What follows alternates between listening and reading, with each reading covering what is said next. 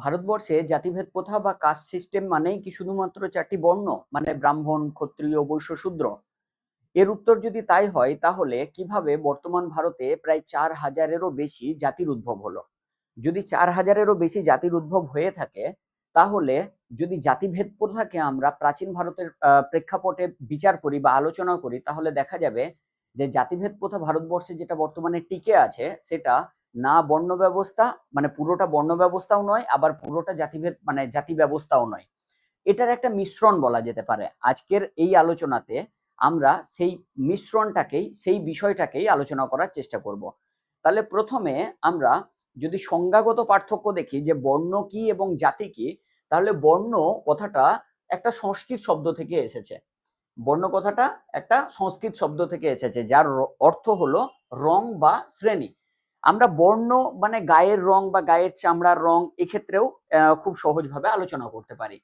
এই কথাটা প্রথম কোথা থেকে এসছে? এই কথাটা প্রথম আমরা বৈদিক যুগে যে ঋগ্বেদ ছিল, ঋগ্বেদ লেখা হয়েছিল, সেই ঋগ্বেদের ১০ম মণ্ডলের পুরুষ সূক্তে প্রথম এই বর্ণ ব্যবস্থার কথাটা জানতে পারি, যেটা মোটামুটি ভাবে একটা শরীরের সাথে, গোটা সমাজকে বিশ্বের একটা শরীরের সাথে তুলনা করা হয়েছিল। এবার জাতির প্রসঙ্গটা এসছে মূলত জন্ম থেকে, মানে জন্মের অর্থবাচক মূল থেকে, যার মানে মেন কারণই হলো, মানে যার মানেই হলো যে জন্মসূত্রে প্রাপ্ত পরিচয়। তার মানে জাতি হলো যে কোনো একটা শিশু কোন ঘরে বা কোন পরিবারে জন্মগ্রহণ করছে, সেটাই তার গুরুত্বপূর্ণ বিষয়। তাহলে বর্ণ একটা তাত্ত্বিক মানচিত্র, যদি উদাহরণ হিসেবে ধরা হয়, একটা তাত্ত্বিক মানচিত্র, কিন্তু জাতি হলো সেই মানচিত্রে বাস্তব গ্রাম, রাস্তা, পাড়া, পরিবার, ঘর, বাড়ি, সেটা। তার মানে জাতি একটা বাস্তব দিক। আমরা আলোচনার পরে, মানে আগামী, মানে যে আলোচনা করছি সেই আলোচনার পরে আমরা আলোচনা করছি এই বিষয়টাতে, যে কিভাবে এই বাস্তব রূপটা আমাদের সমাজ ব্যবস্থার সাথে অঙ্গীভূত হয়ে গেছে।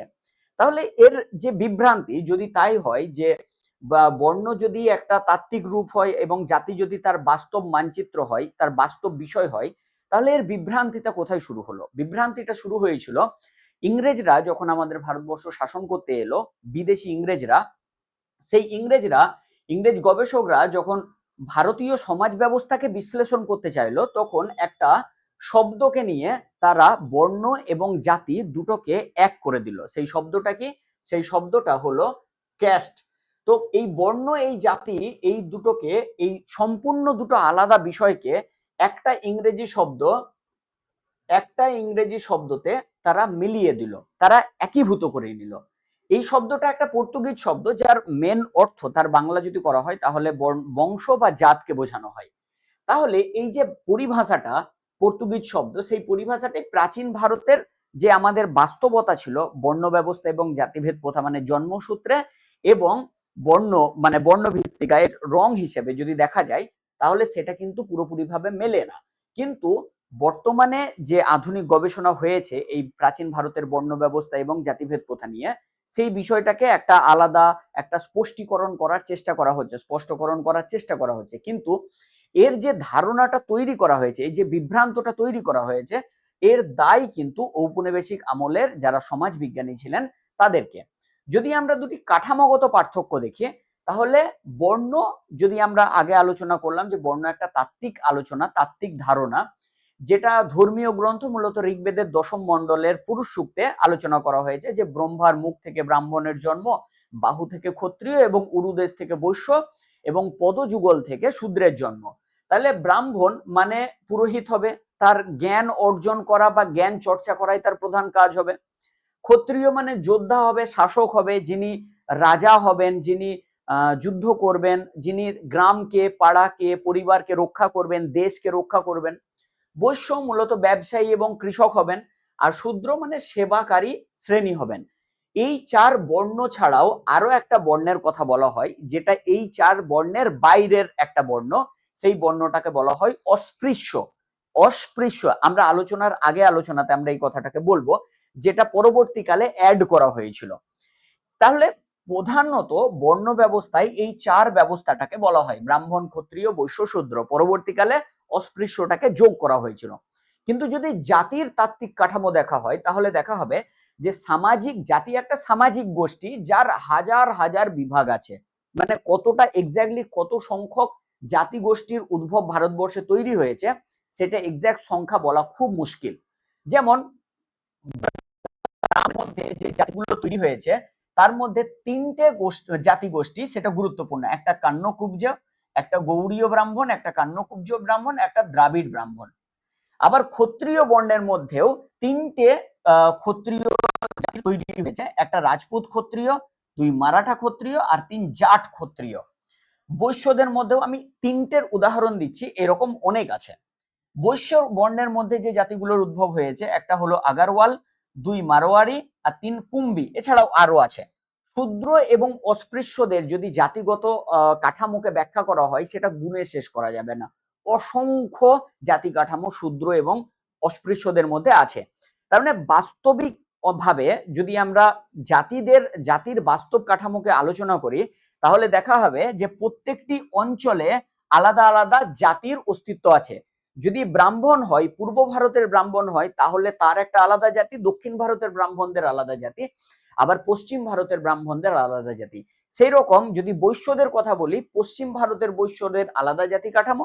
মানে মোট কথা এইরকম ভাবে অঞ্চল ভিত্তিক জাতি কাঠামোর একটা আলাদা আলাদা বিভাগ তৈরি হয়েছে। ঐতিহাসিকদের মধ্যে একটা এই নিয়ে যে বিতর্কটা প্রাচীন ভারতের জাতি কাঠামো এবং বর্ণ ব্যবস্থার মধ্যে ঐতিহাসিকদের মধ্যে বিতর্ক আছে, তার মধ্যে দুজন ঐতিহাসিকের লেখা খুব বেশি গুরুত্বপূর্ণ। একজন রমিলা থাপার, আমরা সকলে ওনার নাম জানি, আর দুজন ছিলেন দুই নম্বর ছিলেন ড্রিক্স। তো ড্রিক্স তার কাস্ট অফ মাইন্ড 2001 সালে প্রকাশ পেয়েছে যে গ্রন্থটা, সেই কাস্ট অফ মাইন্ডে তিনি বলছেন যে ব্রিটিশ সেন্সাস এবং আইনি শ্রেণী বিভাগ জাতি ব্যবস্থাকে আধুনিক অর্থে শক্ত করেছিল। তার মানে ড্রিক্স তার কাস্ট অফ মাইন্ড গ্রন্থে 2001 সালে যে গবেষণাটা করছেন নতুন ভাবে, সেখানে বলছেন যে আমাদের ভারতবর্ষের যে জাতি ব্যবস্থা আছে সেই জাতি ব্যবস্থাটাকে আইনিগত দিক থেকে শক্ত করেছিল, জটিল করেছিল কাস্ট সিস্টেম, যেটা আমরা 1872 থেকে ইংরেজ ইস্ট ইন্ডিয়া কোম্পানির আমল থেকে, মানে 1872-তে হ্যাঁ ইংরেজ সরকারের অধীনে যে জাতি গণনা বা জনগণনা বা জাতি গণনা না বলে জনগণনা বা সেন্সাস রিপোর্ট তৈরি করা হয়েছিল, সেই সেন্সাস রিপোর্টের উপর ভিত্তি করে এই জাতি ব্যবস্থাটাকে অনেক বেশি শক্ত এবং জটিল করা হয়েছে। আগে যে জিনিসটা ছিল খুব স্থানীয়ভাবে খুব সহজ সরল, সেটা প্রশাসনিক ব্রিটিশ প্রশাসন সেটাকে একটা জটিল থেকে জটিলতর জায়গাতে নিয়ে গেছে, যেটা ড্রিক্সের বক্তব্য। রমিলা থাপারের বক্তব্য কি?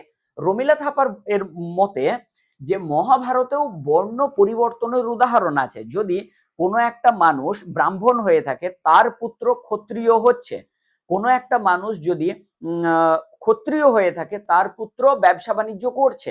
মানে বর্ণ একটা, মানে ব্রাহ্মণ থেকে কোনো মানুষ তার পরের জেনারেশন ক্ষত্রিয় হয়েছে, আবার ক্ষত্রিয় থেকে কোনো তার পরের জেনারেশন শূদ্র হয়েছে। মানে বর্ণের পরিবর্তন মহাভারতে উল্লেখ আছে। যেমন তিনি উদাহরণ দিচ্ছেন বিশ্বামিত্র, মানে ঋষি বিশ্বামিত্রের ক্ষত্রিয় থেকে ব্রাহ্মণ হয়েছিলেন।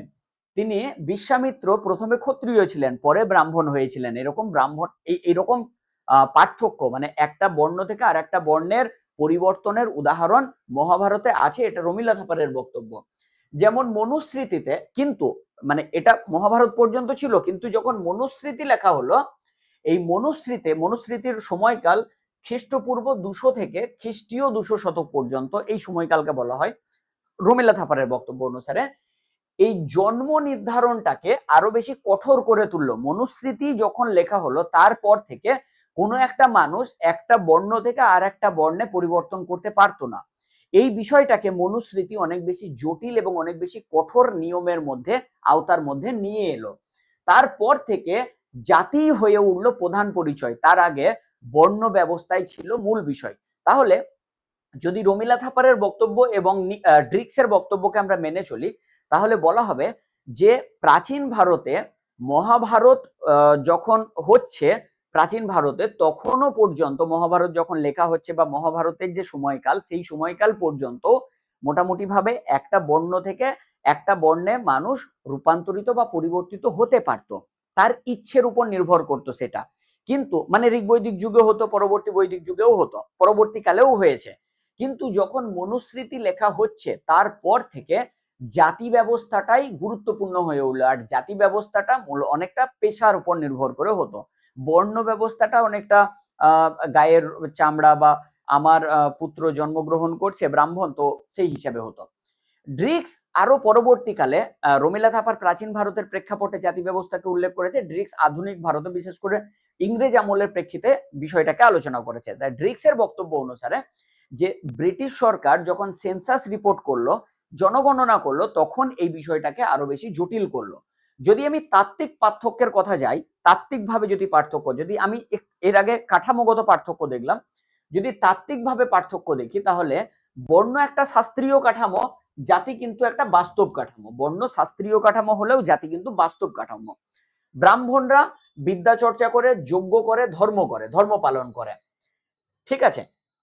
আর উচ্চ জাতি হিসেবে এই ব্রাহ্মণদের যদি আমরা কথা বলি, তাহলে ব্রাহ্মণরা একটা উচ্চ জাতি হিসাবে জাতিগত দিক থেকে দেখা যায়। ব্রাহ্মণরা ব্রাহ্মণদের উপগোত্র আছে, রাজপুতরা আছে, বৈদ্যরা আছে, যারা উচ্চ জাতি। এই বৈদ্যদের কথা আমরা পরবর্তীকালে আলোচনাতে উল্লেখ করছি। বৈদ্যরা বাংলায় খুব গুরুত্বপূর্ণ একটা ভূমিকা পালন করেছে। যদি আমরা বর্ণ ব্যবস্থার দিক থেকে বর্ণ ব্যবস্থাকে যদি শাস্ত্রীয় কাঠামো দেখি, তাহলে ব্রাহ্মণ, ক্ষত্রিয়, বৈশ্য, শূদ্র। ব্রাহ্মণদের কাজ, ক্ষত্রিয়দের, বৈশ্যদের, শূদ্রদের কাজ আমরা একটু আগে আলোচনা করলাম। জাতিগত কাঠামো যদি দেখি, তাহলে উচ্চ জাতির মধ্যে শুধুমাত্র ব্রাহ্মণরা বা ব্রাহ্মণদের উপগোত্রীয়রাই পড়ে না, এর সাথে সাথে রাজপুতরাও পড়ে, বৈদ্যরাও পড়ে। বৈদ্যদের কথাটা আমরা মূলত আগের আলোচনার শেষের দিকে আমরা দেখব যে বাংলায় যে বর্ণ ব্যবস্থা ছিল, সেই বর্ণ ব্যবস্থাতে বৈদ্যদের একটা গুরুত্বপূর্ণ ভূমিকা ছিল। মধ্যবর্তী জাতি হিসেবে কায়স্থ, বণিক এবং কৃষক শ্রেণীকে ফেলা হচ্ছে। কারিগরদের মধ্যে কুম্ভকার, তাঁতি, কামার, সুবর্ণ বণিকদের মধ্যে ফেলা হচ্ছে। আর নিম্নদের মধ্যে, নিম্নবর্গীয় জাতির মধ্যে চামার, ধোবি, ডোম, মালদের মধ্যে ফেলা হচ্ছে। তাহলে জাতিগত কাঠামোর যদি আমরা চারটে দিক উল্লেখ করি, উচ্চ, মধ্য, কারিগর এবং নিম্ন জাতি, তাহলে সেখানে উচ্চ মানে শুধুমাত্র ব্রাহ্মণ কিন্তু নয়, উচ্চ মানে রাজপুতরাও পড়ছে, বৈদ্যরাও পড়ছে, যেটা বাস্তব। বৈদ্যরা বাস্তবে অস্তিত্ব ছিল, রাজপুতদের আলাদা একটা কাজ ছিল। কিন্তু বৈদ্য পূর্ব ভারতে, আমি রাজপুত এবং বৈদ্যদের কথা এই জন্য বলছি, রাজপুতরা মূলত পশ্চিম ভারতে এদের অস্তিত্ব ছিল, আর বৈদ্যদের মূলত অস্তিত্ব পূর্ব ভারতে ছিল। যদি তাই হয়, তাহলে জাতিগত কাঠামোটা একটা বাস্তব কাঠামো। এর উৎস কি? জাতিগত কাঠামোর উৎস হলো পেশা এবং আঞ্চলিক পরিচয়। সে কোন একটা মানুষ কি কাজ করছে এবং কোন অঞ্চলে বসবাস করছে, তার উপর নির্ভর করে তার জাতি নির্ধারণ করা হয়। এর সংখ্যা কি? বিভিন্ন অনুমান, 3000-এর বেশি, 4000-এর বেশি ভারতবর্ষের এর অস্তিত্ব আছে বলা হয়। এর মূলত ভিত্তি হলো জন্ম, পেশা এবং অন্তর্বিবাহ। জন্ম, কোন ঘরে জন্মগ্রহণ করছে, মানে তার পিতা কি কাজ করছে, পিতা কোন অঞ্চলে বসবাস করছে, পেশা কি করছে, এবং অন্তর্বিবাহ। আঞ্চলিক এবং পরিবর্তনশীল, মানে একটা অঞ্চলে কোনো একটা জাতি বসবাস করছে, সেই জাতি যদি অন্য জায়গাতে যায়, তার মানে এই বিষয়টা একটা পরিবর্তনশীল বিষয়। কিন্তু বিরল পরিবর্তন মানে আছে, মানে কোনো একটা পেশা থেকে অন্য একটা পেশাতে সে কনভার্ট হতে পারে। মানে আজকে আমি তাঁতি আছি, পরবর্তীকালে আমি বণিক হতে পারি বা কৃষক হতে পারি। কিন্তু এই বিষয়টা খুব মানে পরিবর্তন বিরল কিন্তু সম্ভব। মানে সচরাচর কেউ পরিবর্তন করে না, মানে তাঁতির ঘরের ছেলে মেয়ে তাঁতিই হতো আর কি। কিন্তু এমন নয় যে সবাই তাঁতিই হতো, কেউ না কেউ পরিবর্তন করেই নিত, সেটা সম্ভব, সে পরিবর্তন করতেও পারে। আর এর নিয়ন্ত্রণটা মূলত লোকাল যে মানুষগুলো থাকে সেই জিনিসটাকেই নিয়ন্ত্রণ করে। আর বর্ণর দিক থেকে, বর্ণের যে উৎস, সেটা আমরা আলোচনাতে শুরুতে করলাম যে ঋগ্বেদের যে পুরুষ সূক্ত আছে, সেই পুরুষ সূক্তের দশম মণ্ডলে এর উৎস হয়েছে ব্রহ্মার মুখ থেকে, প্রজাপতি ব্রহ্মার মুখ থেকে, বাহু থেকে, উরু থেকে এবং পদযুগল থেকে চতুর্বর্ণের উদ্ভব হয়েছে। এর ভিত্তি কি? এর ভিত্তি হলো গুণ এবং কর্ম। গুণ কি? এবার কোনো একটা বাচ্চা বা কোনো একটা শিশু জন্মগ্রহণ করার সাথে সাথে তার গুণ কি হচ্ছে সেটা নির্ধারণ করা যায় না। তাহলে এটা অনেকটা তাত্ত্বিক। ব্রাহ্মণের ছেলে মানে সে তার পিতা ব্রাহ্মণ, সে অনেক বেশি পণ্ডিত মানুষ, অনেক বেশি যোগ্য মানুষ, তার মানে তার ছেলে যে সেরকম যোগ্য হবে এরকম নয়। তার মানে ব্রাহ্মণের ছেলে যদি ব্রাহ্মণই হয়, তার মানে এই বিষয়টাকে তাত্ত্বিক, এটার কোনো বাস্তব ভিত্তি নেই যে সে তার পিতার মতনই যোগ্য হতে হবে বা হতে পারে। এই জন্য এর ভিত্তিটাকে বলা হচ্ছে কর্মভিত্তিক। মানে এর ভিত্তি হলো গুণ এবং কর্মের উপর নির্ধারণ করা হয়, কিন্তু সেটা তাত্ত্বিক দিক থেকে। প্রকৃতির সর্বভারতীয় এবং শাস্ত্রসম্মত। একটা ব্রাহ্মণের ছেলে ব্রাহ্মণই হবে, এটা একটা শাস্ত্রসম্মত মত, ঠিক আছে। কিন্তু এর যে ভিত্তিটা ছিল, এর ভিত্তিটা কোনো আঞ্চলিক নয়, এর ভিত্তিটা সর্বভারতীয় একটা ভিত্তি ছিল।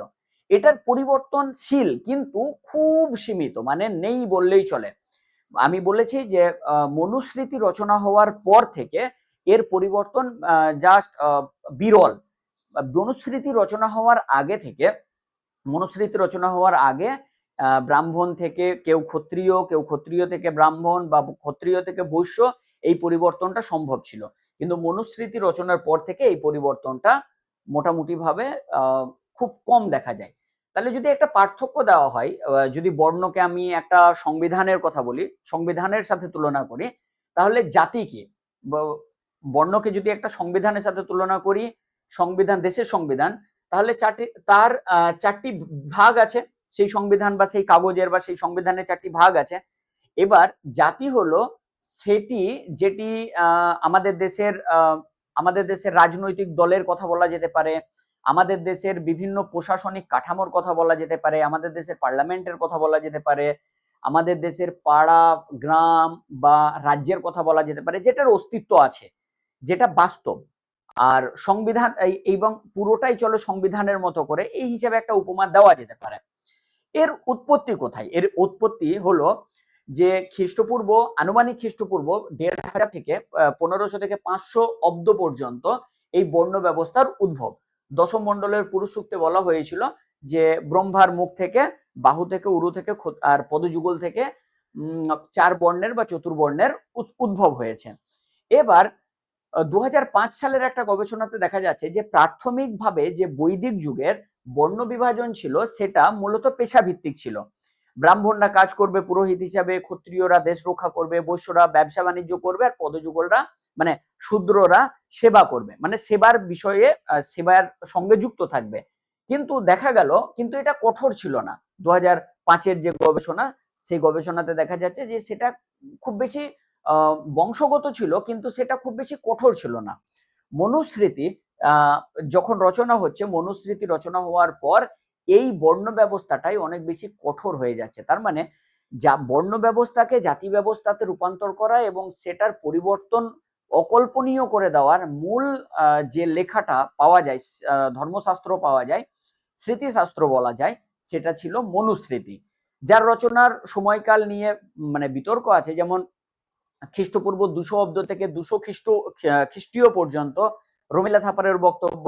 আবার একজন বলছেন যে খ্রিস্টপূর্ব ১০০ থেকে খ্রিস্টীয় ৩০০ পর্যন্ত, হ্যাঁ ৩০০ খ্রিস্টাব্দ পর্যন্ত এই সময়কালে মনুস্মৃতি রচনা করা হয়েছিল। জাতি একটা জটিল ইতিহাস। জাতির উৎপত্তি নিয়ে মূলত ৩টি বক্তব্য আছে। একটা হলো পেশাগত তত্ত্ব, একটা উপজাতীয় সংমিশ্রণের তত্ত্ব, আর একটা বর্ণ সংকরের তত্ত্ব। পেশাগত তত্ত্বকে মূলত ১৯৬৬ খ্রিস্টাব্দে মিস্টার শ্রীনিবাস, সমাজবিজ্ঞানী, বিখ্যাত সমাজবিজ্ঞানী এম.এন. শ্রীনিবাস, তিনি বলছেন যে জাতি মূলত একটা পেশাভিত্তিক বিষয়, যে একই কাজ করা মানুষেরা একটি গোষ্ঠীতে পরিণত হয়েছে। যেমন কুম্ভকাররা, তাঁতিরা, কামাররা কামারেরই কাজ করে, তাঁতিরা তাঁতিরই কাজ করে, মানে একই কাজ করছে, মানে সেই মানুষগুলো একটা জাতিতে বা একটা জাতি গোষ্ঠীতে পরিণত হয়ে যাচ্ছে। এটা শ্রীনিবাসের বক্তব্য। এই যে এটা, তিনি সমাজবিজ্ঞানী ছিলেন, তিনি পেশাগত দিক থেকে জাতির কে সংজ্ঞায়িত করার চেষ্টা করছেন।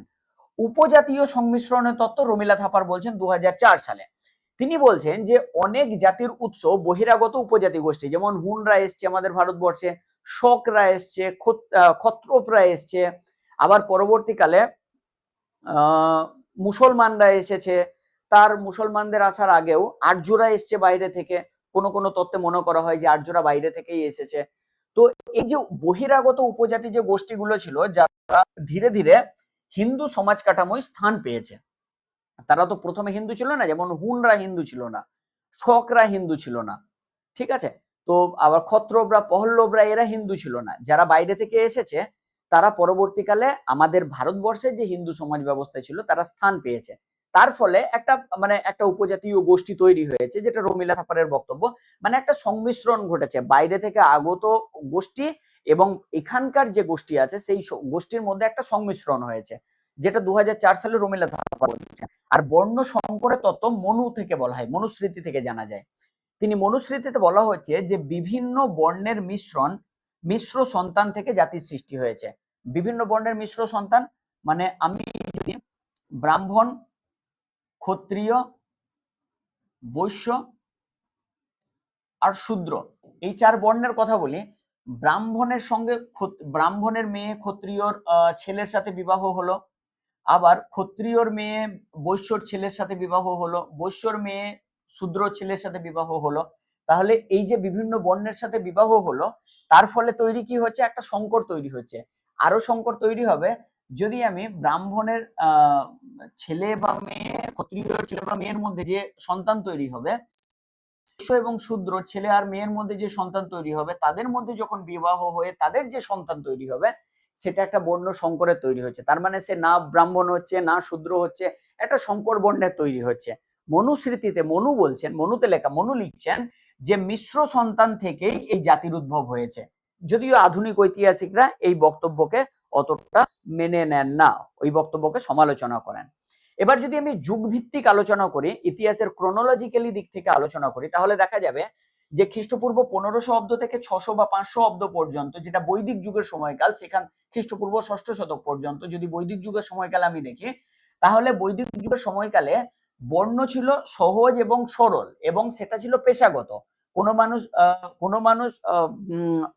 কোনো মানুষ যদি পূজা অর্চনা করছে, পূজা অর্চনা করছে, জ্ঞান চর্চা করছে, তাহলে তাকে ব্রাহ্মণের দরজা দেওয়া হতো। এই ব্রাহ্মণের ছেলে যদি চাই, তাহলে সে দেশ রক্ষার কাজে বেরিয়ে সে ক্ষত্রিয় হতে পারতো। মানে বিষয়টা ট্রান্সপারেন্সি ছিল। তাহলে এখানে কিন্তু জাতি হয়নি, মূলত বর্ণ ব্যবস্থাটাই ছিল, কিন্তু বর্ণ ব্যবস্থাটা অনেক বেশি সহজ ছিল। কোনো একটা মানুষ একটা বর্ণ থেকে আর একটা বর্ণে যেতে পারতো, যেটা বৈদিক যুগে ছিল বিষয়টা। আর উপজাতীয়দের পরিচয়টাই প্রধান ছিল, মানে কোন কুরু গোষ্ঠীর মানুষ, আবার পাঞ্চাল গোষ্ঠীর মানুষ, যে আমি কোন গোষ্ঠীর মানুষ, কোন উপগোষ্ঠীর মানুষ, সেটা গুরুত্বপূর্ণ বিষয় ছিল। কুরু, পাঞ্চাল, এরকম পরবর্তীকালে আমরা ষোড়শ মহাজনপদের কথা জানতে পারি। যে উপজাতীয় গোষ্ঠীটা, মানে উপজাতীয় গোষ্ঠী বলতে এখানে আঞ্চলিক বিষয়টা চলে আসছে, কিন্তু কোনো একটা অঞ্চলে কোনো একটা উপজাতি বসবাস করত, তাহলে উপজাতীয় বিষয়টা একটা প্রধান বিষয় ছিল। যদি আমরা পরবর্তী বৈদিক যুগ দেখি, যদি আমরা 900 খ্রিস্টাব্দ থেকে আমি বৈদিক যুগের সময়কালকে 1500 বিসি 1500 থেকে 1000 বিসি পর্যন্ত ধরি, পরবর্তী বৈদিক যুগ উত্তর বৈদিক যুগ আমরা 1000 বিসি থেকে 600 বিসি পর্যন্ত ধরি, যদি আমরা ধরি, তাহলে দেখা যাবে পরবর্তী বৈদিক যুগে এই তার মানে প্রথম 500 বছরে সমস্যা ছিল না কোন রকম। পরের সময়কালে, পরের 400 বছর 500 বছরে বর্ণ ব্যবস্থাটা ক্রমশ পেশাগত থেকে, প্রথমে বর্ণ ছিল পেশাগত, মানে কোন মানুষের কাজই সেটা তার পরিচয় ছিল, কিন্তু পরবর্তীকালে আমরা দেখতে পাচ্ছি সেটা বংশগত তে পরিণত হচ্ছে। এটা কোন সময়? এটা ঋগ বৈদিক সময়কালে, আর এটা পরবর্তী বৈদিক সময়কালে। তার মানে পেশাগত থেকে বংশগত রূপান্তর, সেটা আমরা ঋগ বৈদিক যুগ থেকে পরবর্তী বৈদিক যুগের মধ্যেই সেটাকে আমরা দেখতে পাচ্ছি। কিন্তু পরবর্তী বৈদিক যুগের শেষের দিকে যখন আমরা বৌদ্ধ ধর্মের, জৈন ধর্মের উত্থান দেখছি, তখন এই আন্দোলনের একটা প্রতিক্রিয়াও এর মধ্যে দেখতে পাওয়া যাচ্ছে। মৌর্য এবং বৌদ্ধ যুগে যখন পরবর্তীকালে মৌর্য যুগের সাথে সাথে বৌদ্ধ ধর্মের বিস্তার হলো ষোড়শ মহাজনপদ খ্রিস্টপূর্ব 6ষ্ঠ শতকে, তখন বৌদ্ধ ধর্ম এবং জৈন ধর্ম এই যে বংশগতভাবে বর্ণ ব্যবস্থা এবং জাতি ব্যবস্থার উদ্ভব হওয়ার চেষ্টা করা হচ্ছে, সেটাকে ডাইরেক্ট চ্যালেঞ্জ করা হচ্ছে। আর এই চ্যালেঞ্জটা সব থেকে গুরুত্বপূর্ণ প্রভাব নিয়ে এসেছিল মহামতি অশোক। মহামতি অশোক যখন সমতার নীতি ঘোষণা করলেন, সমতার নীতির দুটো উদাহরণ দেওয়া যেতে পারে, দণ্ড সমতা এন্ড ব্যবহার সমতা। মানে একটা আইনের কাছে সকলে সমান, আর একই অপরাধের জন্য সকলে সমান শাস্তি পাবে। তার মানে বৈদিক যুগ বা পরবর্তী বৈদিক যুগে আমি যদি শাস্তির ক্ষেত্রে দেখি, তাহলে দেখা যাবে যে ব্রাহ্মণ যদি কোনো একটা অপরাধ করা হচ্ছে, সেই অপরাধের শাস্তি হিসেবে ব্রাহ্মণকে যা শাস্তি দেওয়া হচ্ছে, শূদ্রকে তার আলাদা শাস্তি দেওয়া হচ্ছে। ঠিক আছে, এর প্রমাণ বৈদিক যুগের সাহিত্যতে একাধিক পাওয়া যায়। কিন্তু মৌর্য যুগে অশোক যখন সমতার নীতি ঘোষণা করলো, দণ্ড সমতা এবং ব্যবহার সমতা, তখন যখন বলা হলো যে আইনের চোখে সকলে সমান, মানে তুমি যা অপরাধ করে, ব্রাহ্মণ হয়ে যে অপরাধ করে যে শাস্তি পাবে, একটা শূদ্রও কিন্তু সেই শাস্তি করে, অপরাধ করে সেই শাস্তি পাবে। এটা যদি উল্টো ভাবে ব্যাখ্যা করি, একটা অপরাধ করে শূদ্র যা শাস্তি পাবে, একটা অপরাধ করে ব্রাহ্মণও তাই শাস্তি পাবে। একটা হত্যা করে, মানে কোনো মানুষকে হত্যা করে বা কোনো প্রাণীকে হত্যা করে কোনো একটা শূদ্রকে যদি 100 ঘা কড়িতে আঘাত করা হয় বা 100 ঘা চাবুক মারা হয়, তাহলে একটা ব্রাহ্মণকেও তাই মারা হবে। এর আগে কিন্তু এই বিষয়টা ছিল না, যার ফলে মৌর্য যুগে এই দণ্ড সমতা এবং ব্যবহার সমতা, মানে সমতার নীতির ফলে এটা ক্ষোভ প্রকাশ পেল। এই ক্ষোভটাই পরবর্তীকালে মৌর্যদের পতনের জন্য একটা বড় কারণ ছিল, যেটা ব্রাহ্মণ্য বিদ্রোহের রূপ নিয়েছিল। পুষ্যমিত্র শুঙ্গের নেতৃত্বে বৃহদ্রথকে হত্যা করে শুঙ্গ বংশের উত্থান ঘটানো হলো মৌর্য যুগের পতনে। ভিডিওতে আমরা এই বিষয়টাকে নিয়ে ডিটেলস আলোচনা করেছি। তাহলে বর্ণ ব্যবস্থাটাকে সর্বপ্রথম যেটি চ্যালেঞ্জ জানিয়েছিল সেটা ছিল প্রতিবাদী ধর্ম আন্দোলন, মানে বৌদ্ধ ধর্ম এবং জৈন ধর্ম। হ্যাঁ, বৌদ্ধ ধর্ম এবং জৈন ধর্ম যখন এটাকে চ্যালেঞ্জ করলো, এটার আলটিমেট রূপ দেখা গেল তার 100-200 বছর পর অশোকের সমতার নীতির ফলে মৌর্য যুগে, দণ্ড সমস্ত এবং ব্যবহার সমতার মাধ্যমে। এরপর যদি আমি তার পরবর্তীকালে আরো একটু ক্রোনোলজিক্যালি এগিয়ে যাই, গুপ্ত যুগ এবং তার পরবর্তী যুগের কথা যদি আমি ধরি, তাহলে দেখা যাবে যে গুপ্ত যুগে, মৌর্য যুগে যেমন বৌদ্ধদের একটা গুরুত্বপূর্ণ প্রভাব দেখা গিয়েছিল, গুপ্ত যুগে ব্রাহ্মণদের আবার পুনরুত্থান ঘটছে। আর এই গুপ্ত যুগে মনুস্মৃতিকে গুরুত্ব দেওয়া হচ্ছে। আর এর ফলে জাতির যে শ্রেণীবিন্যাস, জাতির যে শ্রেণীবিন্যাস, সেই শ্রেণীবিন্যাসটাকে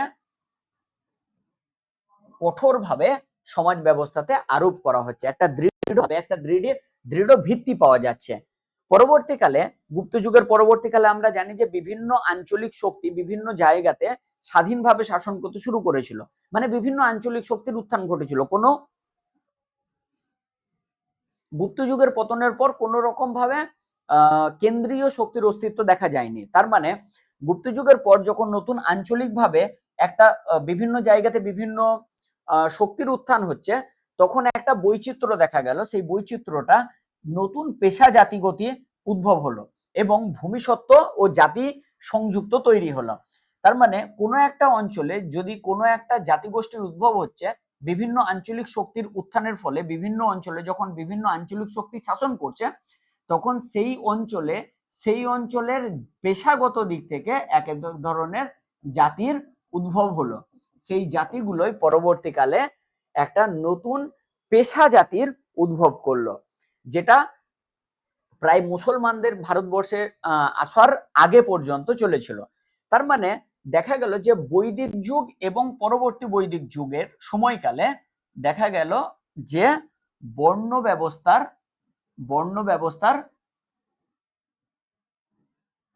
প্রাধান্য ছিল। মৌর্য যুগ এবং মানে গৌতম বুদ্ধ, মহাবীর এবং মৌর্য যুগের সময়কালে একটা মিশ্র প্রভাব দেখা গেছিল। আর গুপ্ত যুগ, পরবর্তী যুগ এবং পরবর্তীকালে আঞ্চলিক যুগের সময়কালে একটা জাতি সংহতকরণ দেখা গেছিল। তাহলে এই তিনটে যুগে, মানে এই তিনটে বিষয় ব্যবস্থাটাকে, বর্ণ ব্যবস্থার প্রাধান্য বৈদিক যুগ, পরবর্তী বৈদিক যুগ মানে পুরো বৈদিক যুগে, বৌদ্ধ ধর্ম, জৈন ধর্ম মানে প্রতিবাদ খ্রিস্টপূর্ব 6ষ্ঠ শতক থেকে ষোড়শ মহাজনপদ পর্যন্ত একটা মিশ্র প্রভাব দেখা গেছে। এবং তার পরবর্তীকালে জাতি সংহতকরণ, মানে গুপ্ত যুগ থেকে একটা জাতি সংহতকরণ বিষয় দেখা গেছে। এরপর মেইন যে তর্ক, মানে মেইন যে বিতর্ক, সেই বিতর্কটা হলো যে বর্ণ কি কখনো বাস্তবে প্রযোজ্য ছিল। এটা যদি আমি বিতর্ক নম্বর 1 করি, কয়েকটা বিতর্ক, 2-3টে বিতর্ক আছে এই বিষয়ে, যে বিষয়গুলোকে নিয়ে আলোচনা করা দরকার। এই যে বর্ণ ব্যবস্থা, জাতিভেদ প্রথা বা জাতিগত ব্যবস্থার আলোচনা করলাম আমরা, এই বিষয়ে তিনটে বিতর্কের মধ্যে প্রথম বিতর্ক হলো মূল তাত্ত্বিক বিতর্ক, বর্ণ কি কখনো বাস্তবে প্রযোজ্য ছিল? লুইস লিখছেন 1966 সালে যে বর্ণ ভারতীয় সমাজের একটা মূল নীতি ছিল, যেটা ছিল শুদ্ধতা এবং অসুচিতার দ্বৈততার উপর প্রতিষ্ঠিত। তার মতে পুরো ব্যবস্থাটি ধর্মীয় যুক্তিতে সংগঠিত। পুরো ব্যবস্থাটি ছিল ধর্মীয় যুক্তিতে সংগঠিত। এটা কার বক্তব্য? লুইসের বক্তব্য। এই লুইসের বক্তব্যের বিরুদ্ধে ড্রিক্স তার কাস্ট অফ মাইন্ড 2001 সালে যেটা প্রকাশ পেয়েছে, সেখানে তিনি বলছেন যে কাস্ট যে শব্দটা ছিল, সেই কাস্ট শব্দটার মূল ভিত্তি, মূল প্রশাসনিক ভিত্তি ধারণাটি তৈরি করা হয়েছিল ব্রিটিশ ঔপনিবেশিক প্রশাসনের দ্বারা। সেটা কিসের দ্বারা? 1872 সালে সেন্সাসের দ্বারা সেটা তৈরি হয়েছিল। তিনি বলেছেন যে আদমশুমারিতে বা আইন সংহিতাতে যে আইনগুলোকে পাস করানো হতো ব্রিটিশ সময়কালে 20 বছর পর পর বা তারও কখনো আগে পরে হয়েছে, সেই আইন সংহিতার মাধ্যমে ব্রিটিশরা এই সহজ এবং বৈচিত্র্যময় বিষয়টিকে আইনি জটিলতার মধ্যে নিয়ে গিয়ে অনেক বেশি সমস্যা তৈরি করেছিল, অনেক একটা কঠোর শ্রেণী বিভাগে ফেলে দিয়েছিল, যে শ্রেণী বিভাগে ভারতের বৈচিত্র্যময় জাতি পরিচয়গুলোকে ব্যাখ্যা করা হয়েছে। 2 নম্বর, তার মানে বর্ণ ভারতবর্ষে প্রযোজ্য ছিল কি ছিল না, এই নিয়ে দুজনের বক্তব্য আছে, একটা লুইসের বক্তব্য আছে আর একটা ড্রিক্সের বক্তব্য আছে। 2 নম্বর বিতর্ক কি? 2 নম্বর বিতর্ক হলো যে জাতি ও বর্ণের সম্পর্ক কিরকম ছিল, জাতি এবং বর্ণের সম্পর্ক কিরকম ছিল, এই ব্যাপারেও দুজন ঐতিহাসিকের বক্তব্য আছে। 1 নম্বর হলো রমিলা থাপার, যিনি 2004 সালের গবেষণাতে তিনি দেখিয়েছেন যে বর্ণ ছিল একটা সংজ্ঞা বা একটা তত্ত্ব, একটা আদর্শায়িত তত্ত্ব, যে তত্ত্ব শাসক ও ব্রাহ্মণ উভয়ের মধ্যে বৈধতা প্রদান করত, আর জাতি ছিল মাটির কাছাকাছির একটা বাস্তবতা, সবসময়ের মধ্যে একটা ফাঁক ছিল, যেটা আমরা প্রথমে শুরুতে আলোচনাতে বললাম। এর পক্ষে মানে এর এই বক্তব্যটাকে চ্যালেঞ্জ করে আর একটা বক্তব্যকে বলা হয় যে অনেক সময়, এই বক্তব্যটা দিয়েছে বেইলি, তিনি অনেক অঞ্চলে এবং অনেক সময়কালে উভয় ব্যবস্থাই নমনীয় ছিল, মানে বর্ণ ব্যবস্থাও অনেক সময় নমনীয় ছিল, অনেক অঞ্চলে নমনীয় ছিল, কঠিন ছিল না, আবার জাতি ব্যবস্থাও অনেক সময় অনেক জায়গাতে নমনীয় ছিল। তার মানে মানুষের সামরিক সাফল্য এবং অর্থনৈতিক উত্থান রাজনৈতিক পৃষ্ঠপোষকতার মাধ্যমে তাদের জাতিগত মর্যাদা বদলাতে পারত। তিনি অনেকটা আর্থিক এবং রাজনৈতিক বিষয়টাকে ব্যাখ্যা করছেন বা গুরুত্ব দিচ্ছেন। তার মানে বর্ণ এবং জাতির সম্পর্ক কেমন ছিল, এই বিষয়ে দুজনের বক্তব্যই খুব গুরুত্বপূর্ণ। 3 নম্বর আর একটা বিতর্ক আছে, সেটা হলো যে বৌদ্ধ এবং জৈন ধর্ম কিভাবে বর্ণ এবং জাতি ব্যবস্থাটাকে চ্যালেঞ্জ করেছিল। মহাবীর এবং বুদ্ধদেব আমরা উভয়েই জানি যে পরবর্তী বৈদিক যুগের যে সামাজিক কঠোরতা, ধর্মীয় কঠোরতা, যাগযজ্ঞের আড়ম্বরতা, সেই আড়ম্বরতার বিরুদ্ধে প্রতিবাদ হয়ে উঠেছিলেন এবং বিষয়টাকে অনেক সহজ করার চেষ্টা করেছিলেন, যাতে বেশিরভাগ মানুষ সামাজিকভাবে স্বীকৃতি পায়, সামাজিকভাবে সুস্থভাবে তারা ধর্ম পালন এবং সমাজ জীবনের একটা মর্যাদা পায়। তার জন্য তারা দুজনেই অহিংসা নীতিটাকে খুব গুরুত্ব দিয়েছিলেন। এই উভয়েই বৌদ্ধদেব এবং মহাবীর দুজনে, গৌতম বুদ্ধ এবং মহাবীর দুজনে বর্ণ ব্যবস্থাটাকে সরাসরি মোটামুটি ভাবে চ্যালেঞ্জ করেছিলেন। পালি ধর্মগ্রন্থে মানে পালি বৌদ্ধ গ্রন্থে বলা হয়েছে, মানে বুদ্ধদেব বলেছেন এরকম বলা হয় যে জন্ম নয় কর্মই মানুষকে ব্রাহ্মণ বা শূদ্র করে। মানে বুদ্ধদেব বলছেন যে যে মানুষ কোনো কাজ করবে সেই কাজের উপর ভিত্তি করে কোনো মানুষকে ব্রাহ্মণ বলা হবে বা কোনো মানুষকে শূদ্র বলা হবে। মানে ব্রাহ্মণের ছেলেই ব্রাহ্মণ হয়ে যাবে এরকম নয়, শূদ্রের ছেলেই শূদ্র হবে এরকম নয়। কোনো মানুষ যদি তার কর্মর উপর গুরুত্ব দেয় এবং সেই কর্মটাকে আরো বেটার করতে পারে, তাহলে সে সমাজে অনেক বেশি গুরুত্ব পাওয়ার অধিকারী, এরকম কথাটা তিনি বলছেন। তার মানে তিনি কর্মে বিশ্বাসী ছিলেন, তিনি জন্মে নয়।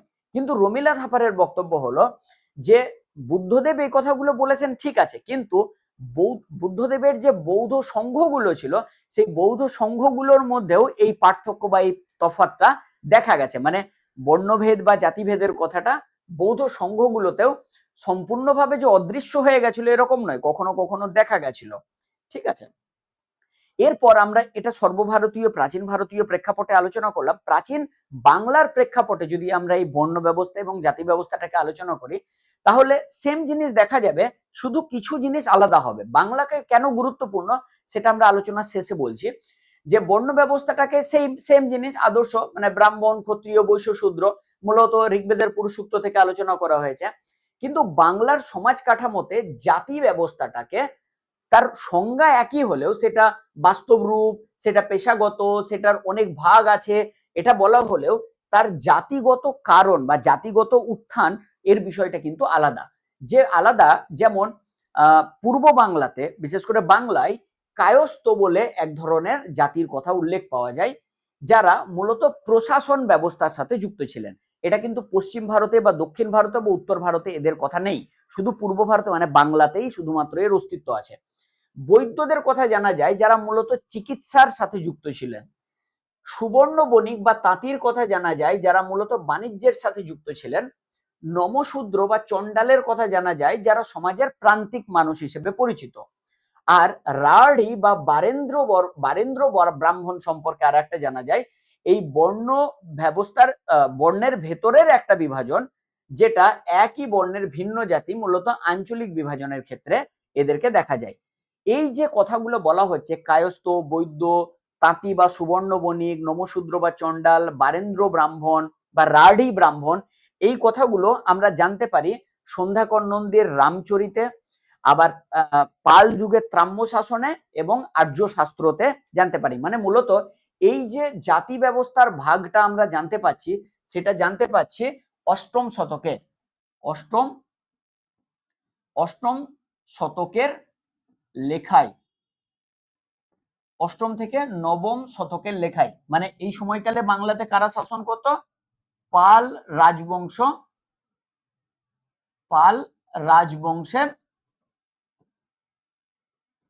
সময়কালে এই যে বিভক্তটা, এই যে বিভাজনটা জাতি ব্যবস্থার, এই বিভাজনটাকে দেখা যাচ্ছে। এর মধ্যে যে পার্থক্যগুলো দেখা যাচ্ছে, যে পেশাগত, জন্মগত, অঞ্চল ভেদে বাংলায় আলাদা ছিল, দৈনন্দিন জীবনের কাজকর্ম, এদের আচার, এদের বংশগত, এদের যে অসংখ্য ভাগ ছিল, এই জিনিসগুলো সব সেম। কিন্তু এখানে যে জাতি ব্যবস্থার কথাগুলো বলা হচ্ছে, সেটা বাকি ভারতবর্ষের বাকি অঞ্চলগুলোর থেকে সম্পূর্ণভাবে আলাদা। এবার এই আলাদাটা কেন, এই আলাদাটা কেন বলার আগে আর একটা বিষয় বলা হচ্ছে। প্রাচীন বাংলাতে যদি আমরা ক্রোনোলজিক্যালি দেখি, গুপ্ত যুগে বর্ণ ব্যবস্থাকে সংহত করা হচ্ছে, ব্রাহ্মণ্যবাদের উদ্ভব হচ্ছে। মৌর্য যুগে আমরা দেখেছি যে বৌদ্ধ ধর্মের উত্থান হচ্ছে, ব্রাহ্মণ্যবাদকে ক্রমশ দমিয়ে দেওয়া হচ্ছে। কিন্তু গুপ্ত যুগে সেই ব্রাহ্মণ্যবাদটার যখন পুনরুত্থান হচ্ছে, তখন বর্ণ ব্যবস্থাটা মানে ব্রাহ্মণ্যবাদের আধিপত্য বৃদ্ধি পাচ্ছে। সহজ কথায়, পাল যুগে, পাল যুগ মানে 750 থেকে 1175 পর্যন্ত ধরা হয় ভাবে আনুমানিক, যদি 1175 আগেই পাল যুগের অবসান ঘটে গেছিল, কিন্তু মানে আলংকারিক ভাবে হলেও 1175 পর্যন্ত পাল শাসকের নাম পাওয়া যায়। এই সময়কালে বৌদ্ধের প্রভাব বেড়ে উঠছে এবং জাতিভেদ প্রথাটা কিছুটা শিথিল হচ্ছে। কিন্তু যদি সেন যুগের কথা বলা হয় 11 এবং 12 সেঞ্চুরিতে, একাদশ দ্বাদশ শতকে, সেখানে জাতিভেদ প্রথাটাকে একটা কঠোর জায়গাতে নিয়ে যাওয়া হচ্ছে। আর এই জাতিভেদ প্রথাটাকে কঠোর জায়গাতে নিয়ে যাওয়ার প্রধান কৃতিত্ব কাকে দেওয়া হয়? বল্লাল সেনের কৌলিন্য প্রথাকে দেওয়া হয়। তাহলে এই যে বল্লাল সেনের কৌলিন্য প্রথার ফলে বাংলাতে যে জাতিভেদ প্রথার কঠোরতা থেকে বৃদ্ধি পেল, সেই বৃদ্ধি পাওয়ার ফলে বাংলাতে এক ধরনের আলাদা ধরনের জাতি ব্যবস্থার উদ্ভব ঘটলো। বাংলাতে আলাদা কেন? বাংলাতে আলাদার মানে বাংলাতে আলাদা হওয়ার মূলত 4টে কারণকে ব্যাখ্যা করা হয়। প্রথম কারণ হচ্ছে ক্ষত্রিয়র অনুপস্থিতি। আমরা কি দেখেছি? আমরা দেখেছি ব্রাহ্মণ, বৈশ্য আর শূদ্র। পুরুষ সূক্তে তাই বলা হয়েছে, ঋগ্বেদের পুরুষ সূক্তে তাই বলা হচ্ছে। কিন্তু বাংলার ক্ষেত্রে এই যে ক্ষত্রিয় শ্রেণীটা আছে বা ক্ষত্রিয় বর্ণটা আছে, এই ক্ষত্রিয় বর্ণের কোনো অস্তিত্ব নেই। নিহার রঞ্জন রায় বাংলার ইতিহাস আদি পর্বতে বলছেন, তিনি নিহার রঞ্জন রায় বিখ্যাত সমাজবিজ্ঞানী, যেটা আমরা জানি, বাংলার খুব গুরুত্বপূর্ণ একটা বই তিনি লিখে গেছেন। তিনি বলছেন যে বাংলার ক্ষত্রিয় বর্ণ কখনোই শক্তিশালী ছিল না। স্থানীয় শাসকরা নিজেদেরকে ক্ষত্রিয় দাবি করলেও সামাজিকভাবে তাদের যে স্বীকৃতি ছিল, সেই স্বীকৃতিটা ছিল খুব সামান্য, সীমিত। তাহলে বাংলাতে খুব গুরুত্বপূর্ণ একটা বিষয় জাতি ব্যবস্থার ক্ষেত্রে, যে ক্ষত্রিয়র কোনো অস্তিত্ব ছিল না, বা থাকলেও খুব সীমিত ভাবে। কেউ দাবি করতে পারে কিন্তু তার সামাজিক স্বীকৃতি ছিল না। 2 নম্বর, কায়স্থ এবং বৈদ্যদের বিশেষ মর্যাদা আমরা একটু আগে আলোচনা করলাম। বাংলায় এই কায়স্থ এবং বৈদ্য এই যে দুটি জাতি ছিল, এই দুটি জাতি শাস্ত্রীয় যে বর্ণ ছিল ব্রাহ্মণ ক্ষত্রিয় বৈশ্য শূদ্র, এই শাস্ত্রীয় বর্ণ ব্যবস্থার বাইরের দুটি জাতি। মানে উপরের যে তিনটি জাতি ব্রাহ্মণ, বৈশ্য এবং শূদ্র, এই ব্রাহ্মণ বৈশ্য শূদ্র এই তিনটির বাইরের দুটি জাতি হলো কায়স্থ এবং বৈদ্য। এই কায়স্থ এবং বৈদ্যরা পরবর্তীকালে আমরা ঊনবিংশ শতকে যখন বাংলার ভদ্রলোকদের কথা বলি, কলকাতা কেন্দ্রিক ভদ্রলোক শ্রেণীর উদ্ভব হলো। এই ভদ্রলোক শ্রেণীর উদ্ভব এই কায়স্থ এবং বৈদ্যদেরই উত্তরসূরি হিসেবে ধরা হয়। মানে কায়স্থ এবং বৈদ্যদের পর থেকেই বাংলাতে ওই ভদ্রলোক শ্রেণী 19 শতকে যারা তৈরি হয়েছিল, সেটা আমরা পরে আধুনিক ভারত আলোচনা করার সময় সেই বিষয়ে আলোচনা করব, যে তারা নিজেদেরকে প্রতিষ্ঠা করেছিলেন। এবার এই প্রক্রিয়াটাকে 1976 সালে একজন বিখ্যাত সময় ঐতিহাসিক ছিলেন রোনাল্ড ইডেন, তার যে গ্রন্থটা ছিল marriage and rank in Bengali culture, এই গ্রন্থতে খুব ভালো করে ব্যাখ্যা করেছেন যে কায়স্থ এবং বৈদ্যদের যে বিশেষ মর্যাদা, ব্রাহ্মণ বৈশ্য এবং শূদ্র যে তিন বর্ণ ব্যবস্থা, সেই তিন বর্ণ ব্যবস্থার বাইরে এদের যে বিশেষ মর্যাদা, এটা ভারতবর্ষের অন্য কোনো অঞ্চলে কোনো স্থানে এটা ছিল না, কি শুধুমাত্র ভারতবর্ষের বাংলাতেই ছিল। পাল যুগে যে বৌদ্ধ ধর্মের 3 নম্বর যে কারণ বলা হয় যে পাল যুগে বৌদ্ধ ধর্মের প্রভাব, পালরা বৌদ্ধ ধর্ম, মহাযানী বৌদ্ধ ধর্মকে গ্রহণ করেছিলেন এবং পৃষ্ঠপোষকতা করতেন। তার ফলে গুপ্ত যুগের যে বাংলা ছিল, সেই গুপ্ত যুগের বাংলার যে ব্রাহ্মণ্য পুনঃপ্রতিষ্ঠার একটা বিষয় ছিল, সেই বাংলার পুনঃপ্রতিষ্ঠার পর পাল যুগে সেই ব্রাহ্মণ্যবাদকে বা জাতিভেদ প্রথার কঠোরতাটাকে অনেকটা কম করা হয়েছিল। তার ফলে কি হয়েছিল, পাল যুগে যে বাংলায় যে অনেক বেশি বৌদ্ধ বিহার তৈরি হয়েছিল, সেই বৌদ্ধ বিহারে মানুষ, বিভিন্ন জাতির মানুষ একসাথে এসে সেখানে থাকতো, পড়াশোনা করতো। তার ফলে জাতি ব্যবস্থার যে কঠোরতা ছিল গুপ্ত যুগে বাংলাতে, সেটা অনেকটা বেশি পাল যুগের শাসনকালে সেটা অনেকটা বেশি কমেছিল। কিন্তু সেন যুগে ঠিক উল্টোটা ঘটেছিল। একাদশ দ্বাদশ শতকে যখন সেনরা কুলীন প্রথা চালু করেন, বিশেষ করে বল্লাল সেন, তখন জাতি ব্যবস্থাটাকে অনেক বেশি কঠিন করেছিল। যদি আমরা ভারতবর্ষের প্রেক্ষাপটে দেখি, ভারতবর্ষের প্রেক্ষাপটে জাতি ব্যবস্থাকে সব থেকে বেশি কঠিন করেছিল মনুস্মৃতি, আর বাংলার ক্ষেত্রে জাতি ব্যবস্থাটাকে কঠিন করেছে বল্লাল সেনের কৌলিন্য প্রথা। এই কৌলিন্য প্রথা বল্লাল সেনের নিজস্ব উদ্ভাবন ছিল, এটা এর আগে ভারতবর্ষে কোথাও দেখা যায়নি বা কোথাও ছিল না বলা হয়। এই টপিক সম্পর্কে যে রেফারেন্স গুলো মানে পড়া যেতে পারে বা জানা যায়, সেটা ঋগ্বেদ, মনুস্মৃতি, অর্থশাস্ত্র, সন্ধ্যাকর্ণন্দির রামচরিত, বাংলা ত্রাম্য শাসন, মূলত পাল যুগের ত্রাম্য শাসন, এছাড়াও চর্যাপদের নিম্নবর্গের জীবন খুব ভালো করে দেওয়া আছে।